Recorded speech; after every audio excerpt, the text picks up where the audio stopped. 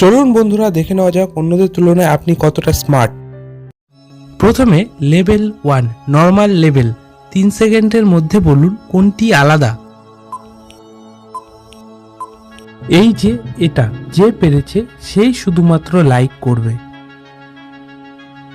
এরপর দ্বিতীয় level medium level, 4 সেকেন্ডের মধ্যে বলুন কোনটি আলাদা।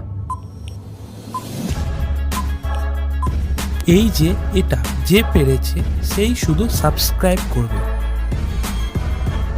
এরপর তৃতীয় লেভেল, এটা অনেকটাই হার্ড লেভেল, 5 সেকেন্ডের মধ্যে বলুন কোনটি আলাদা।